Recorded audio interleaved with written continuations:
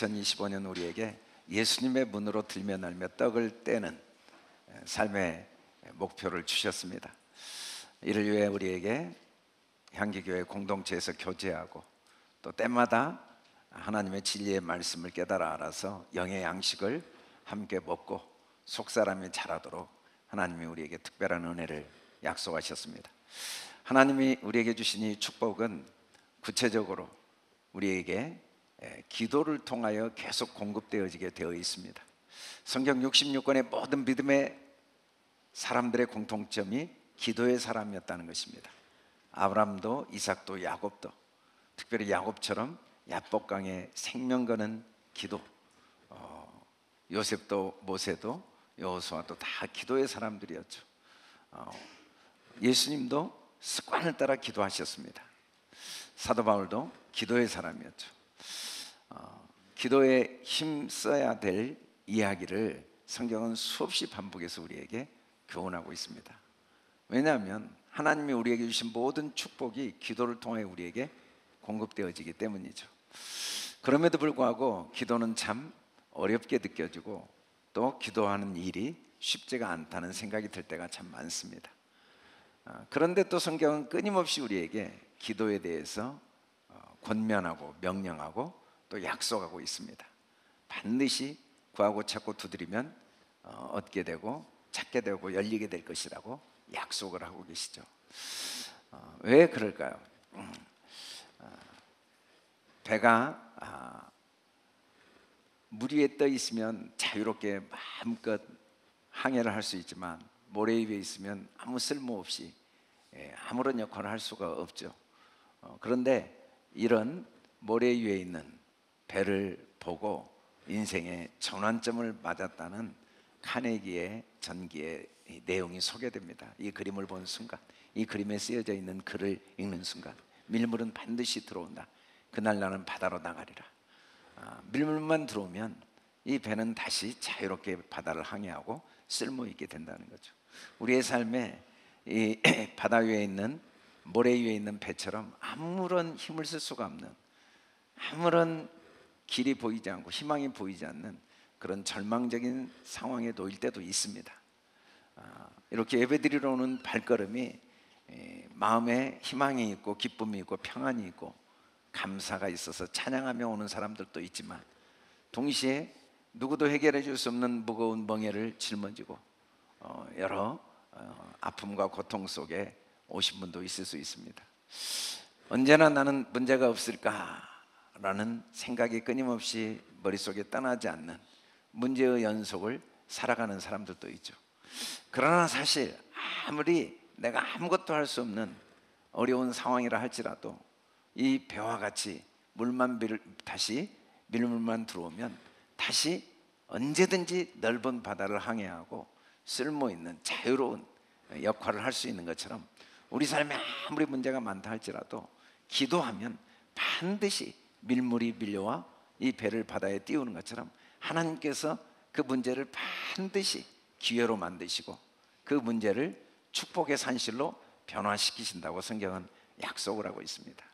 특별히 우리가 기도에 대한 이야기를 예수님께서 하신 말씀을 기초로 한번 이번 주에 살펴보고자 합니다. 같이 한번 읽어보겠습니다. 시작. 그들에게 이르시되 기록된 바 내 집은 기도하는 집이 되리라 하였거늘 너희는 강도의 소굴을 만들었도다 하시니라. 예수님께서 내 집은 만민이 기도하는 집이라 일컬음 받으리라 이렇게 말씀을 했는데 너희는 강도의 소굴로 만들었다. 이 말씀은 참 이해하기가 어렵습니다. 이때의 내 집은 어디 집일까? 바로 우리 마음을 말합니다. 우리 마음은 하나님의 집이에요. 하나님이 거하시는 집. 그런데 우리 마음은 하나님이 왜 만들어 놓으셨는가? 기도하는 집이 되도록 만들어 놓으셨다. 그런데 우리는 강도의 소굴로 만들었다. 도대체 언제 내가 내 집을, 주님의 집을 강도의 소굴로 만들었습니까? 라는 생각이 들 수 있는데 기도라는 의미를 이해하면 주님이 하신 말씀을 이해할 수가 있습니다. 이 기도라는 테펠라라는 말의 의미는 하나님의 의도와 뜻이 내게 하나하나 마음 깊은 것, 모든 생각, 감정, 의지, 우리의 느낌까지 하나하나 채워져 가는 과정을 성경은 기도라고 말합니다. 기도. 하나님의 뜻이 내 뜻으로 만들어지는 과정을 기도. 사람들은 때때로 기도가 내 뜻을 하나님께 요구하고 하나님이 내 뜻을 들어주시는 게 기도라고 생각해요. 물론 내 뜻과 하나님의 뜻이 하나니까 내 뜻을 요구해서 하나님이 내 뜻을 들어주시는 것도 기도에 포함은 되지만, 그럼에도 불구하고 하나님의 뜻은 다 내 뜻이어도 내 뜻은 다 하나님의 뜻이 될 수가 없습니다.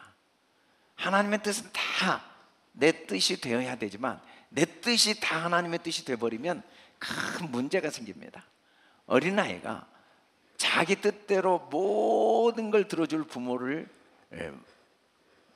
모시고 있다면 그 어린아이에게는 가장 큰 불행이에요. 왜냐하면 어린아이는 자기 뜻이 얼마나 자기에게 불행하고 자기에게 아픔과 고통을 줄 수밖에 없는지를 깨닫지를 못해요. 우리가 우리 뜻대로 다 살아버린 이 세상은 생지옥이 되어버립니다. 하나님께서 우리 안에서 우리 뜻을 들어주시되, 그러나 그럼에도 불구하고 하나님의 뜻이 우리 뜻이 될 때까지 인내로서 하나하나 가르치시면서 우리를 지금까지 인도해 오신 거죠. 기도는 그래서 최고의 축복이고 동시에 반드시 우리가 해야 될 최고의 의무입니다. 기도를 통해 하나님의 마음이 우리 안에 들어올 때, 하나님이 뜻이 내 뜻이 될 때, 하나님의 능력이 내 능력이 될 때, 우리는 모든 걸 소유한 자, 부족함이 없는 자, 세상이 어떤 것도 넘어뜨릴 수 없는 능력이 있는 자, 그 무엇으로도 침몰할 수 없는 참된 평안과 자유를 가질 수가 있지만, 하나님 없이 내 뜻으로 살면은 우리는 소중한 하나님이 이미 내 안에 주신 모든 평안, 기쁨, 자유, 능력을 다 빼앗기고 끝없이 알 수 없는 염려, 근심, 불평, 원망, 판단, 정죄, 다툼, 분열, 시기, 온갖 고통을 당하게 됩니다. 왜냐하면 우리가 기도를 하지 않으면, 주님의 음성을 듣지 않으면, 주님을 마음의 주인으로 모시지 않으면, 주님이 내 삶의 주관자가 되어주시지 못하면 강도들이, 도둑들이 내 마음의 주인으로 들어와 버리는 거죠. 사람들은 신기합니다. 정말 신기하게 강도는 잘도 마음에 보세요. 이 육체적으로는 이 물질 세계에서는 강도가 내 집에 들어올까 봐 매 순간 철저하게 안전장치를 하고, 뭐 통장에도 도둑이 들어올까 봐 비밀번호 안전장치하고 보안장치를 철저하게 하면서 제일 중요한 내 마음에는 강도가 들어오는 것을 적극적으로 환영해요. 세상에 하는 모든 말은 다 강도들이거든요. 예수님은 문으로 들어오신다고 그랬어요. 문으로 들어오지 않는 건 절도요 강도인데, 이 문으로 들어오지 않는, 진리의 문으로 들어오지 않는 이 세상의 모든 뉴스들, 모든 사람의 말들, 모든 가치관, 모든 지식들은 다 미끼들입니다. 낚싯밥들이에요. 하나를 주고 너무 소중한 걸 많이 빼앗아가요. 옳다는 걸 주고 아내를 빼앗고 남편을 빼앗고, 옳고 그름을 주고 좋고 나쁨을 주고 손해 유익을 주고 지식을 주고 지혜를 주고 인생이 소중한 걸 다 빼앗아가 버려요. 제일 중요한 건 하나님이 내 삶의 주인이라는 걸 빼앗아가 버려요. 다 도둑질 맞아 버린 거예요. 하나님을 마음의 주로 모시고 살지 못하고 이 강도들에게 다 마음을 빼앗겨 가지고 마음에 항상 알 수 없는 후회가 떠나질 않고 염려 근심이 잠시도 그림자처럼 떠나지 않는 그런 어리석은 인생을 살 수밖에 없는 이유는 기도가 없기 때문이라고 주님은 분명히 말씀하시죠. 고린도서 3장 16절에 너희가 하나님의 성전인 것과 하나님의 성령이 너희 안에 계신 걸 알지 못하느냐? 네, 우리 좌우 옆 사람에게 아십니까? 물어봅시다. 아세요? 네. 아세요? 내가 곧 죽어도 하나님이 내 안에 계신 하나님의 집입니다. 아멘. 내 안에 하나님이 계시는데 세상이 나를 어떻게 할 수 있겠습니까? 사람이 나를 어떻게 할 수 있겠습니까? 이게 기도하는 자에게 주어지는 특권이고 축복이죠. 예수님께 제자들이 기도를 가르쳐 주라고 부탁을 합니다. 아니 세례 요한도 제자들에게 기도를 가르쳐주고 다른 모든 스승들도 기도를 가르쳐주는데 예수님이 기도를 가르쳐 주시지 않냐고. 사실은 예수님은 기도를 삶으로 가르치셨거든요. 그런데 물어보니까 가르쳐 주십니다. 하늘에 계신 너희 아버지여. 그렇게 시작을 하죠. 하늘이 어디겠습니까? 자꾸 하늘을 하면 위를 보는데 하늘은 우리 마음입니다. 하나님은 우리 안에 계세요. 근데 그분이 내 아버지세요. 천지를 창조하신 그 하나님이 내 삶을 주관하고 계십니다. 내가 이 땅에 오기 전에도 내 안에 계셨고, 이 땅에 태어날 때도 나는 몰랐지만 하나님은 내 안에 계시고, 내가 육체가 죽어가도 주님은 내 안에 계시고, 우리는 주님 안에 있고, 하늘에 계신 그 아버지, 그 하나님은 내 안에서 나와 함께 영원히 함께 하시는 나의 아버지십니다. 그런데 정말 해야 될 기도가 뭐냐면, 하나님 나라가 임하시며 뜻이 하늘에서 이루어진 것 같이 땅에서도 이루어지이다. 정말 중요한 건 내 뜻이 하나하나 십자가에 못 박히고 하나님의 뜻이 하나하나 내 안에 채워지는 거죠. 여러분, 예수님을 닮는 인생이 최고의 축복이라고 그래요. 신앙생활은 결국 작은 예수가 되는 거죠. 그런데 예수님을 닮으려면 예수님을 마음에 담아야 됩니다. 담으면 닮게 됩니다. 따라서 해봅시다. 담으면 닮게 됩니다. 사람들은 예수님을 닮기 위해서 행동을 많이 해요. 뭘 규율을 정해놓고 이것도 해보고 저것도 해보고, 그건 예수님을 닮을 때 나온 결과여야 돼요. 아, 내가 예수님을 닮았는지 안 닮았는지 어떻게 아는가? 행동을 보면 알죠. 그러나 행동을 바꾼다고 예수님을 닮아지진 않습니다. 내 속에 예수님이 채워져야 예수님을 닮고, 그때 나온 행동이, 그때 나온 삶이 예수님을 닮은 삶이죠. 그래서 주님은 기도자가 되기를 원하세요. 기도 외에는 예수님을 닮을 방법이 없거든요. 끊임없이 기도를 통해 예수님이 내 안에 담겨지도록. 기도는 내 뜻을 주님께 관철시키는 게 아니라 끊임없이 주님 뜻을 내 뜻으로 받아들이고 마음 깊은 곳까지 내 감정, 내 믿음, 내 생각, 내 의식, 내 느낌까지 예수님의 모든 것이 나의 것이 되도록. 그러면 하나님 나라가 임하게 되겠죠. 그때는 하나님의 나라, 의와 평강과 기쁨이 항상 우리에게 임하겠죠. 주님의 뜻은 우리 영혼이 잘 되고 범사가 잘 되고 강건하기를 원하시는 거거든요. 어떻게 우리가 영혼이 잘 되고 범사가 잘 되고 강건할 수 있겠습니까? 기도하면 됩니다. 기도하면은 주님이 내 안에 채워지게 되고, 그럴 때 하나님의 나라, 하나님의 뜻이 임하고, 그게 영혼이 의와 평강과 희락으로 가득 채워진 거죠. 그럴 때 모든 일을 올바로 대하게 돼요. 올바로 반응하게 됩니다.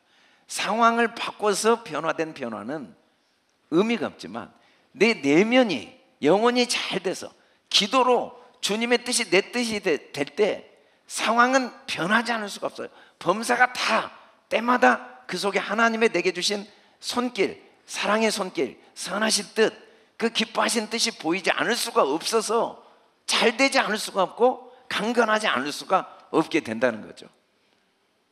그게 바로 기도가 주는 최고의 축복입니다. 그런데 이 기도를 오로지 기도하기를 힘쓰라고 말하고 있어요. 오로지라는 말은 전적으로 온 힘을 다해 라는 의미가 담겨 있어요. 다른 말로 하면 우리가 정말 우리 삶의 우선순위를 둬야 될 건, 아무리 교제도 중요하고 아무리 영적인 진리도 중요하지만 내가 기도하지 않으면, 내가 내 기도 없이 아무리 교제를 많이 한다 할지라도, 아무리 진리를 많이 배우고 깨닫는다 할지라도 그게 나에게 능력이 될 수가 없다는 거예요. 그래서 전적으로 기도는 오로지 온 힘을 다해 내가 해야 됩니다. 마가복음 29장에 보면 예수님은 변화산상에 세 제자들과 올라가셨어요. 거기서 천국의 모습을 보여주고 내려오는데 땅에서는 어떤 일이 일어나냐면 귀신이 들려서 이 귀신이 아들을 물에도 던지고 불에도 던지는 아버지가 아들의 이 고통스러운 문제를 해결해 주라고 제자들에게 왔는데 제자들이 그 귀신을 쫓아내지 못해요. 그러자 예수님이 믿는 자에게는 능치보다 할 일이 없느니라 하고 귀신을 쫓아내 주신 다음에 사람들이 어떻게 예수님이 쫓았는가 물어볼 때 예수님이 하신 말씀이 기도 외에는 다른 것으로 이런 종류가 나갈 수 없느니라 라고 하시면서 오로지 기도만이 문제 해결의 유일한 방법이다 라고 이야기하십니다. 마태복음 6장 26장 41절에 예수님이 십자가에 못 박히시기 전에 주님 앞에 간절히 기도합니다. 그런데 제자들은 잠들어 있었어요. 그때 주님께서 제자들에게 오셔서 시험에 들지 않게 깨어 기도하라. 마음에는 원이로되 육신이 약하다라고 했어요.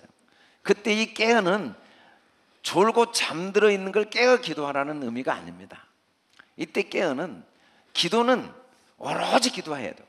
오로지 기도에 다른 요가 없고 깨어서 항상 기도해야 돼요. 이 말은 철야 기도하고 잠을 자지 말고 기도할 때 졸지 마라 그런 의미가 아니라 항상 영이 깨어 있어야 된다. 이게 기도예요. 기도는 영이 깨어 있는 게 기도입니다. 기도한다고 하면서 영이 죽어 있으면 기도가 아니에요. 어떤 분들은 기도를 했는데 기도의 열매, 기도의 능력이 나타나지 않는 여전히 육적인 사람, 여전히 세상 사람과 똑같은 삶의 모습이 나타나는 이유는 기도했다고 착각하고 있기 때문이에요. 기도는 깨어있는 게 진짜 기도죠. 이때 깨어있는 건 항상 영적으로 깨어있는 거예요. 눈을 딱 뜨면 내가 눈을 뜬 게 아니에요. 내 안에 계신 주님이 오늘 또 나에게 호흡을 주셔서 우리 주님이 오늘 내게 새날을 주셨고 오늘 내가 하루를 시작한 게 아니라 주님이 내 안에서 시작하셨고 오늘 내가 하루를 살아가는 게 아니라 주님이 나를 앞서서 인도하심을 의식하는 게 깨어있는 겁니다. 그게 바로 기도예요. 주님이 쉬지 말고 기도하라고 하니까 어떻게 일도 해야 되고 학교도 가야 되고 직장생활도 해야 되고 또 사람도 만나야 되고 사업도 해야 되고 뭐 연구도 해야 되는데 어떻게 항상 쉬지 않고 기도할 수 있는가? 그때 쉬지 않고 기도한다는 말은 깨어있는 상태를 말합니다. 항상 의식을 해야 돼요. 내 삶의 주인이 내가 아니라 내 안에 계신 주님이라는 것. 주님은 항상 내 마음을 다 아십니다. 내 생각을 다 아십니다. 내 고민을 다 아십니다. 내 아픔을 다 아십니다. 내 연약함을 다 아십니다. 그리고 항상 언제든지 구하기만 하면 때마다 응답해 주시고 깨닫게 하시고 알게 하시고 보게 하시고 듣게 하시고 힘도 주시고 능력도 주시고 지혜도 반드시 주십니다. 그래서 주님은 오로지 기도하기를 원하세요. 항상 기도에는 다른 방법이 없다. 기도 없이는 아무것도 열매를 맺을 수 없다. 그래서 꼭 깨어 기도하라. 우리는 영적으로 깨어 있으면 눈을 감고 자지만 나 혼자 자는 게 아닙니다. 나는 자도 주님은 졸지도 않고 주무시지도 않고 나를 지키시고 그리고 그 밤사이에도 주님은 중요한 일들을 하세요. 내 몸 전체를 다시 리프레시, 다시 새 힘을 공급해 주시고 막힌 걸 다 뚫어 주시고 내 마음과 생각을 정리해 주시고 그리고 때가 되면 깨워 주세요. 그걸 의식하고 자는 게 깨어 기도하는 거예요. 어디를 가든지 무엇을 하든지 항상 내 안에 계신 주님이 모든 걸 알고 계시니까 주님께 묻고 주님의 음성을 듣고자 하는 게 깨어 기도하는 거죠. 그러지 않으면 우리가 하는 모든 지식, 우리가 갖고 있는 생각, 우리의 능력들은 너무 제한적이에요. 그래서 우리는 삶에 능력이 없고 열매가 없죠. 왜냐하면 내 안에 계신 주님의 음성을 들을 생각을 안 해요. 묻지도 않아요. 그리고 그냥 내 생각, 내 경험, 사람들의 말, 상황에 의해서 살아가고자 하는 거죠. 누가복음 18장 1절에 보면 예수님이 이 과부의 비유를 이야기하십니다. 항상 기도하고 낙심하지 말아야 될 비유를 이야기하실 때 원한이 맺힌 과부가 불의한 재판관에게 계속 가서 내 원한을 풀어주라고 합니다. 이 불의한 재판관이 절대로 그걸 풀어줄 수 없는데도 계속 가서 부르짖으니까 풀어줬다 이거예요. 그러면서 마지막으로 이 비유를 하시면서 너희가 인자가 올 때 너희에게 믿음을 보겠느냐. 오로지 기도한다는 건 아니 주님이 얼마나 의로우신 분이신데 얼마나 나를 사랑하신 분인데 어떻게 내 기도가 응답되지 않은 때도 있었고 응답되지 않을 수도 있다는 착각을 할 수가 있는가? 오로지 기도한다는 건 전적으로 하나님이 내 기도를 한 번도 응답하시지 않은 적이 없고 반드시 응답하신다는 확신을 갖고 하는 기도입니다. 아멘. 다만 내 뜻대로 응답해 주시지 않을 때가 훨씬 많죠. 왜냐하면 나를 너무 사랑하니까. 반드시 응답하시지만 내 뜻대로 응답하시면 결국 우리는 다 망할 길을 원하거든요. 내가 진짜 원하는 게 어린아이들이 원하는 게 부모가 볼 때는 자기 망할 길이라는 걸 자기는 모르지만 부모는 다 알아요. 그래서 항상 아이들이 요구할 때마다 응답해 주시죠. 먹고 싶어요. 응, 알았어. 응답은 네, 알았어. 응답은 응답인데 절대 안 줍니다. 그렇다고 해서 응답하지 않으신 건 아니에요. 그래서 우리는 오로지 기도한다는 건 하나님의 응답에 대한 의심을 절대로 해서는 안 돼요. 그러면 기도가 딱 막혀버립니다. 기도가 중단돼 버리고 기도가 무력해져요. 하나님은 우리 기도를 반드시 응답하시는 분이라는 사실을 확신하고 기도하기를 주님은 원하시고 비유를 말씀하신 거죠. 우리는 결심을 해야 됩니다. 다른 건 몰라도 기도를 쉬우는 죄를 절대 범하지 않겠다. 항상 깨어 기도하겠다. 오로지 기도하겠다. 기도의 사람으로 하나님은 우리를 변화시키고자 하는 계획이 있고, 하나님이 우리에게 주고자 하는 최고의 축복은 기도의 사람이 되는 거예요. 기도의 사람이 되면 이제는 더 이상 내 뜻대로 했는데 그게 다 주님 뜻이 돼버린 사람이죠. 아니, 내 뜻이 아예 없어요. 다 주님 뜻으로 인정하는 거예요. 그 속에 하나님의 뜻이 있음을 인정해버리면 주님이 계속해서 우리의 삶을 친히 주관하시고 인도하시죠. 자가용 운전자야 내가 운전하면 되지만 이제 운전수로 취업을 하면은 주인이 말한 대로 운전을 해야 됩니다.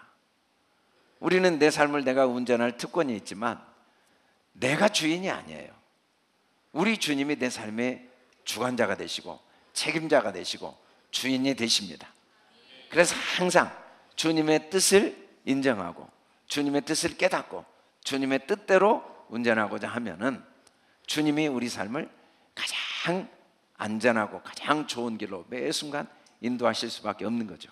그러나 사실 오로지 기도한다는 건 알고 보면 내 뜻대로 했던 것도 주님이 다 책임지시고 합력하여 선이 되게 하시고 어느 것 하나 주님이 나의 삶을 인도해 오시지 않은 적이 없다. 앞으로도 내가 아무리 주님을 거슬리려 한다 할지라도 주님께서 끝까지 인내하시면서 내 삶을 책임지고 가신다 라는 사실을 마음 깊이 인정하고 신뢰하는 게 기도를 쉬우는 죄를 범하지 않는 것입니다. 그런데 오로지 기도하기를 힘쓰라고 그랬어요. 그래서 이 힘쓰라라는 말이 마치 우리에게 의지를 가지고 열정을 가지고 노력을 열심히 하라는 의미로 들리는데, 성경은 문자적으로 우리에게 주시는 의미가 아니라 이 말의 의미는, 힘쓰라라는 말은 오로지 기도에 힘쓰라는 거예요. 기도하기에 힘쓰라. 기도의 사람이 되기에 힘쓰라. 방향을 절대 놓치지 마라. 기도할 때 길을 잃어버리지 마라. 방향을 잃어버리지 마라 라는 의미입니다. 뜻이 내 안에 이루어지는 것이 궁극적인 목적이지 환경과 상황의 변화가 궁극적인 목적이 될 수 없다는 거예요. 그런즉 너희는 먼저 그의 나라와 의를 구하라. 이게 제일 중요합니다. 항상 방향을 잃어버리면 안 돼요. 우리 마음에 하나님의 의가 딱 채워져야 돼요. 하나님의 나라가 딱 채워져야 돼요. 먼저 우리 마음에 평안이 있고 기쁨이 있고 감사가 있고, 우리는 환경이 변하면 평안을 하고 상황이 변하면 감사하고, 먼저 내 마음에 주님이 내 안에 주로 계시니까, 하나님이 내 삶의 주인이시고 그 하나님이 내 안에 계시고 그 전능하신 하나님 내 안에 계시니까 부족하다는 생각을 십자가에 못 박고 먼저 나는 부족함이 없다, 하나님이 나의 목자시니까 이 생각이 내 생각이 되도록 먼저 기도를 해야 돼요.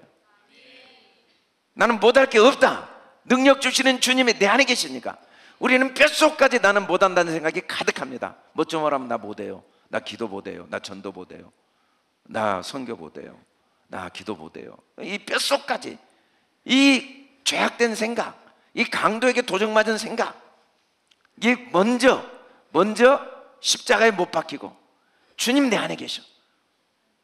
능력 주신 자한테 내가 모든 걸 할 수 있어. 내가 할 수 있는 것 하고 나머지는 주님이 하셔.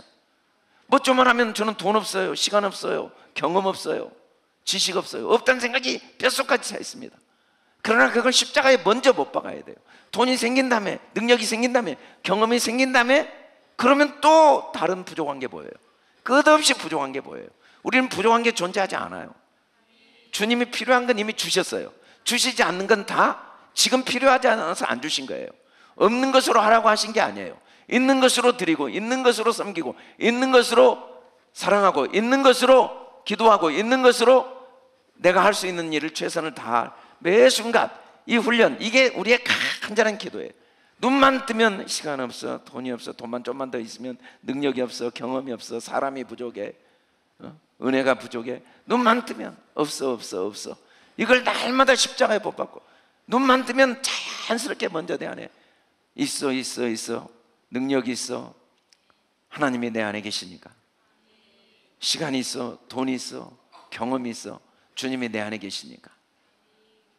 그런 올바른 생각이 내 마음에 채워지도록, 그게 하나님의 나라죠.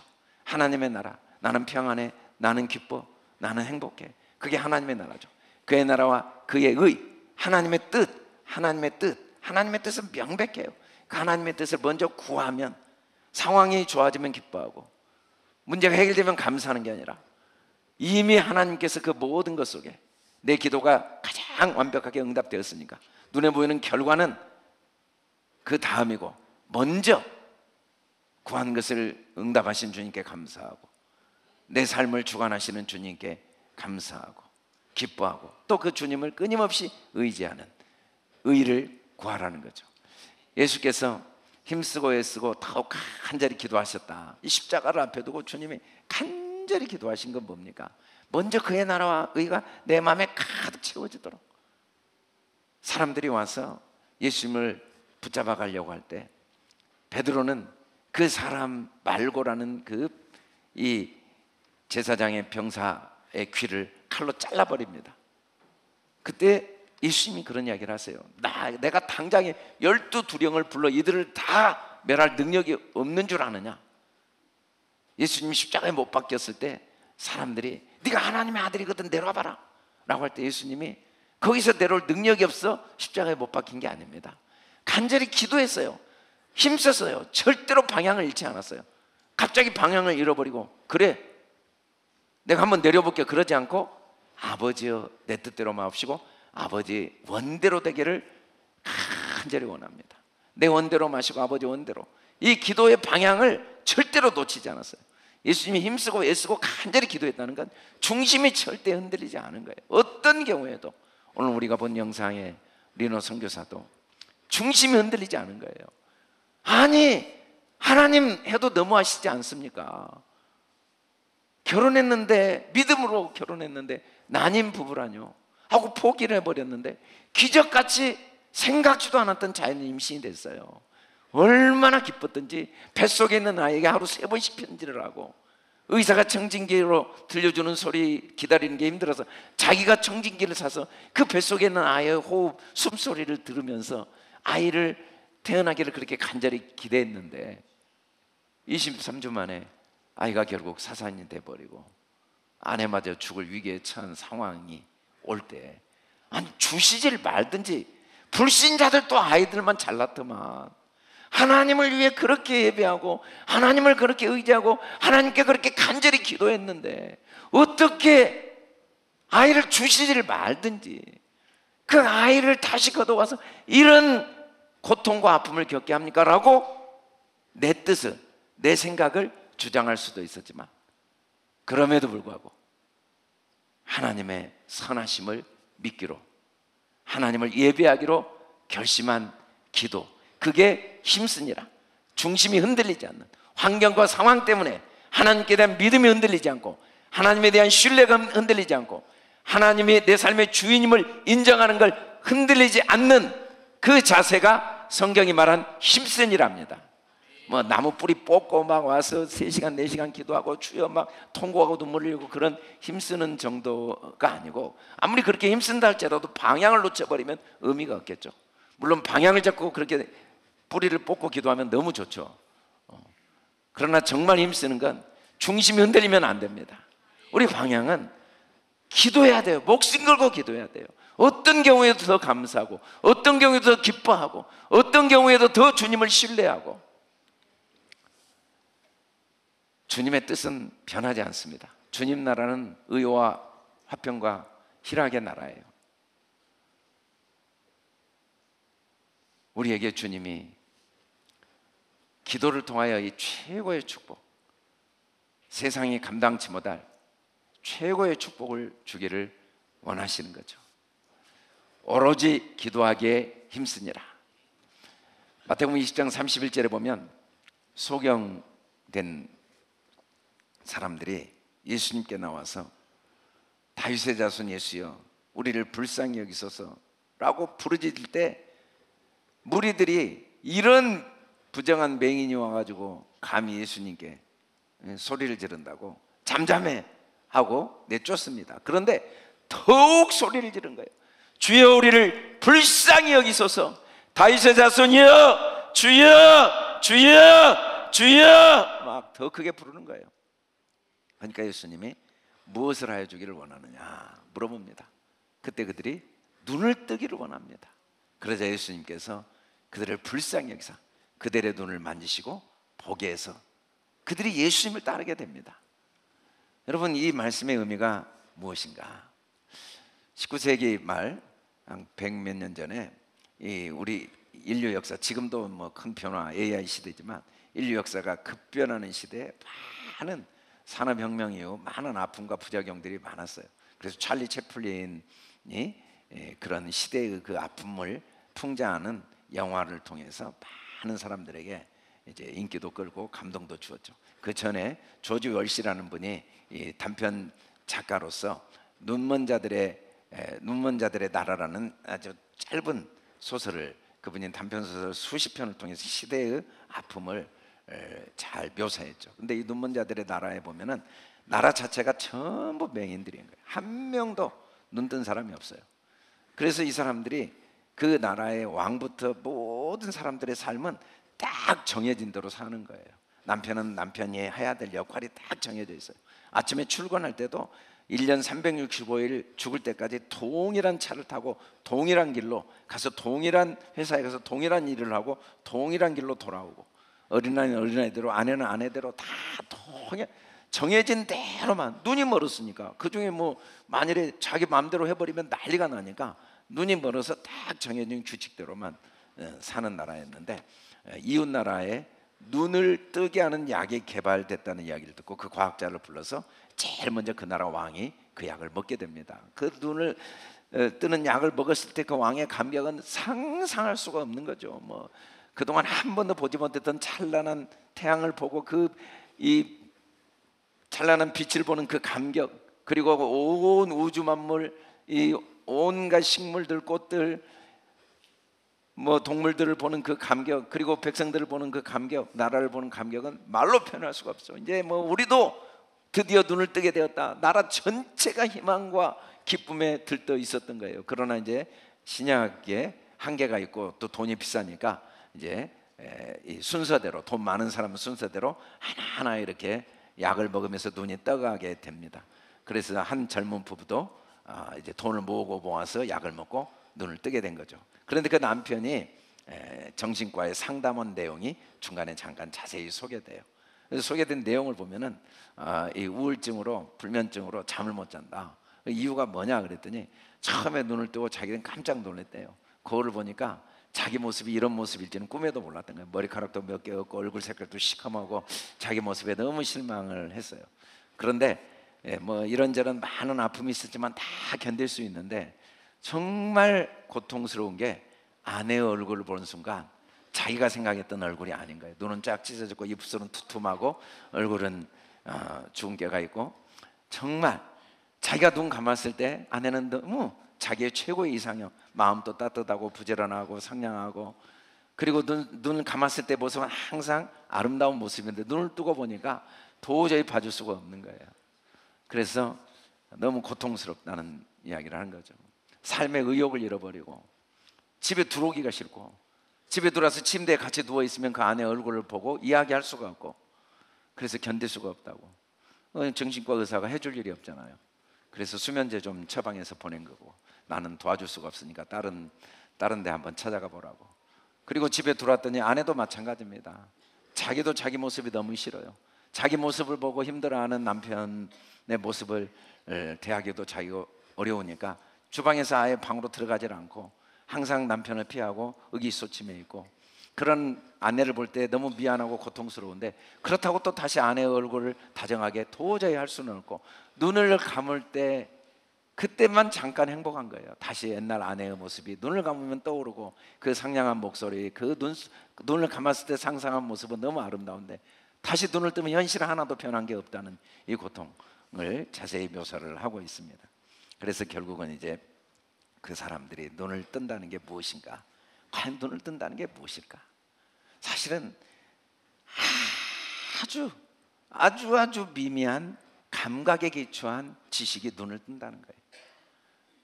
정말 우리는 일생 기도 없이 살면 맹인으로 살다가 가장 불행한 인생을 사는 거죠. 눈을 떴다 하지만 맹인들이에요. 너희가 아직도 눈을 떴다 하니까 여전히 맹인이라고 바리새인들에게 이야기를 하죠.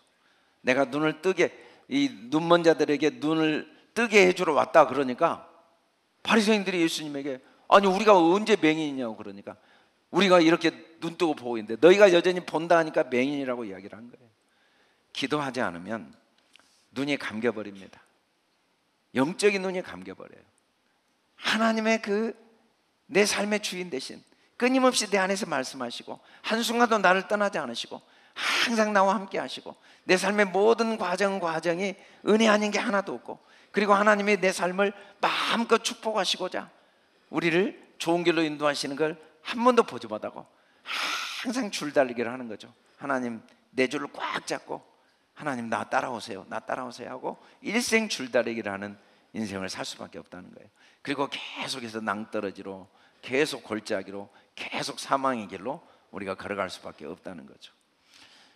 주님이 우리에게 기도를 쉬지 말라고 명령하신 이유가 무엇인가? 여러분, 기도를 멈추면 어떻게 될까요? 한자로 보면 기도가 호흡입니다. 호흡. 그리고 성경에 말한 기도는 비는 거예요. 비는 거. 그런데 이 실제로는 한자로 기도가 영적으로는 호흡과 똑같아요. 기도를 멈추면 호흡이 멈춘 거예요. 기도가 딱 막혀보세요. 여러분, 기도가 딱 막히면요, 물도 안 넘어가고 공기도 안 넘어가고 밥도 안 넘어가고 아무것도 넘기지 못해요. 아무리 물이 많아도 삼킬 수가 없어요. 기도가 막히면. 아무리 음식이 많아도 먹을 수가 없어요.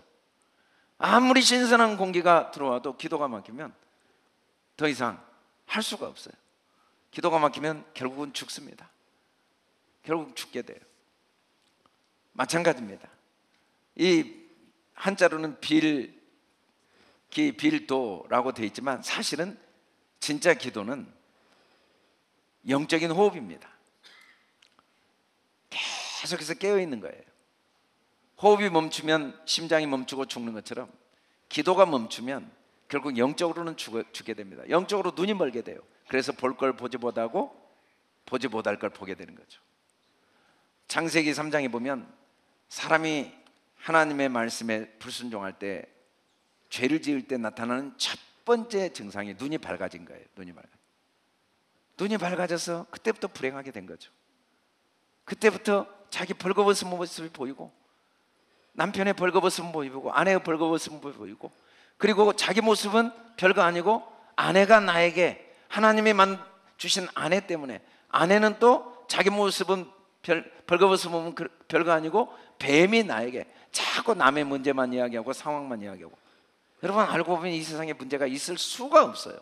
왜냐하면 어느 것 하나 하나님의 주권, 하나님의 손길, 그 하나님의 인도하심이 없이는 이 세상에 단 하나도 일어날 수가 없습니다. 참새 한 마리도 하나님의 허락 없이는 절대로 땅에 떨어지지 못하는데, 내 삶에 일어나는 어떤 사건 속에 하나님의 인도하심이 없을 수 있겠습니까? 모든 건 하나님의 인도하심이죠. 그래서 2025년에는 우리가 열심히 기도합시다. 오로지 기도하기를 힘씁시다. 매 순간 하나님을 의식합시다. 항상 하나님의 인도하심, 하나님의 함께하심이 항상 깨어서 마음에 간직되어지고, 그 하나님 때문에 그의 나라와 의가 우리 마음에 채워져서 자연스럽게 마음에 부요함이 느껴지고, 여유로움이 느껴지고, 평안함이 느껴지고, 능력이 느껴지고, 더 이상 상황과 환경 때문에 갑자기 나는 없어, 나는 부족해, 나는 못해 라는 생각이 밀려올 때마다 아니야, 여호와가 나의 목자시니까 나는 부족함이 없어. 이 문제는 기도할 기회야. 주님을 더 주로 모실 기회야.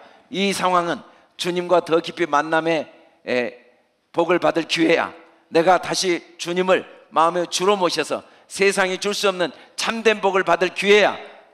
이 문제가 축복의 산실이야 라고 매 순간 다시 기도함으로 여러 가지 문제들이, 여러 가지 고난들이 오히려 큰 감사와 기쁨과 축복의 도구가 되기를 주님의 이름으로 축복합니다.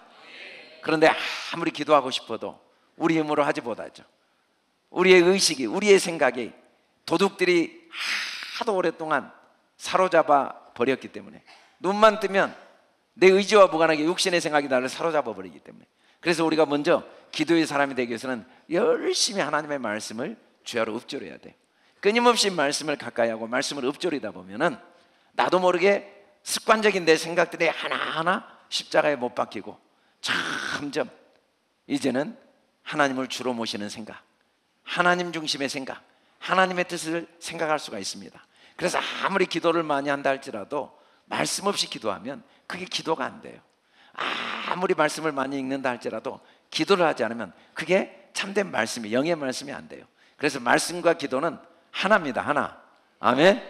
우리가 끊임없이 주야로 말씀을 읽으면서 오로지 말씀을 가까이 하고, 그래서 항상 우리의 생각이 육신의 생각을 십자가에 못 박고 항상 영과 진리로 생각하여 올 한 해 날마다 주님과 교제하고 서로 영적인 교제, 더 사랑해주고 더 이해해주고 서로 격려해주고 서로 허물과 연약함, 이 눈이 제일 밝았던 사람이 성경에 보면 많이 있지만 사도 바울이거든요. 얼마나 육신의 눈이 밝았던지 예수 믿는 사람들을 죽이기 위해서 그 수백 킬로 다메섹까지 갔던 사람이에요. 그러나 그가 부활하신 예수님을 만났을 때 그에게 일어나는 일은 눈이 멀어버린 거거든요. 그러자 진짜 눈이 열린 거예요. 진짜 눈이 열렸을 때 그는 항상 기뻐하고 감사할 수밖에 없었고 누구에게도 허물을 돌리지 않았고 모든 일에 하나님의 선하시고 온전하시고 기뻐하신 뜻을 찾아낼 능력이, 눈이 열리니까 보이기 시작한 거죠. 우리가 기도해서 그게 참된 교제입니다. 참된 교제. 그런 2025년이 되길 주님의 이름으로 축복합니다. 우리가 이를 위해 열심히 지금 우리 교회는 하가다 교회 날마다 말씀을 하루에 수천 번씩 읊조리고 성경을 읊조리고 또 매 새벽마다 기도하고 읊조리고 기도하는 일을 열심히 하고 있는데, 특별히 성경 통독반에서 벌써 2025년 이제 2월이 다 안 갔는데 1월 달에 벌써 1독을 하신 분들이 있어요.